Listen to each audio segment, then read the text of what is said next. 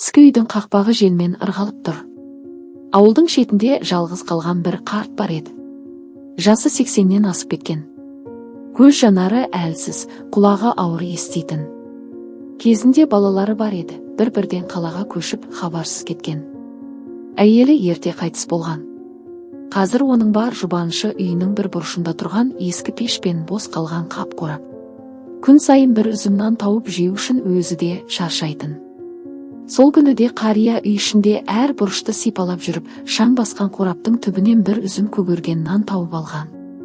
Қуанып кетті. Бұл оның сол күнгі, бәлкім соңғы асы болуы мүмкін еді. Сол сәтте есік жақтан бір ыңырсыған үн естілді. Әлсіз ғана қыңсылаған дауыс. Қарт күмәнмен тыңдады. Сыртта бір ит тұр екен. Аш аяғын әрең басып тұр. Қар үстінде қан іздері байқалады. Мұрнына таныс иіс келді. Ит те қатты шаршаған сияқты. Өзі тірі жүрудің өзі мұң болған сәтте алдындағы соңғы тамағын итке беру есі дұрыс адамның ісі емес. Бірақ қарт біраз ойланып тұрды да, қолындағы көгерген нанды иттің алдына тастады. Ит нанды қомағайлана жемеді. Әп-сәтте аузына салып, бірақ көзі қарттан айрылмады. Қарттың жүрегі елжіреп кетті. Мүмкін соңғы жасаған жақсылығым осы болар, деп ойлады. Сосын пештің түбіне барып шаршап отырып қалды. Сол түні қар қалың жауды. Жел үдей түсті. Үйдің тесіктерінен ызғар соғып тұрды. Қарт бүрсең қағып, үстіндегі ескі көрпеге оранды. Аштықтан ба, әлде шаршағаннан ба, көзі ілініп кетіпті. Түн ортасында тағы бір дыбыс шықты. Әлгі ит қайта келіпті. Бірақ бұл жолы жалғыз емес. Аузына бірдеңе тістеп келген. Қарттың алдына тастады. Қараса, бір үлкен бөлке нан.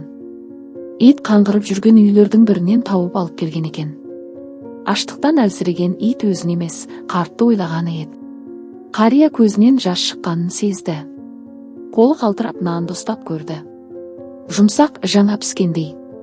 Қатты аш болса да нанды бірден жей алмады. Иттің басынан сипағысы келді, бірақ қолы әрең көтерілді. Ит қарттың аяғына сүйкеніп үнсіз тұрды. Келесі күні де, арғы күні де ит кетпеді. Әр түн сайын аузына бірдеңе тістеп әкеліп отырды.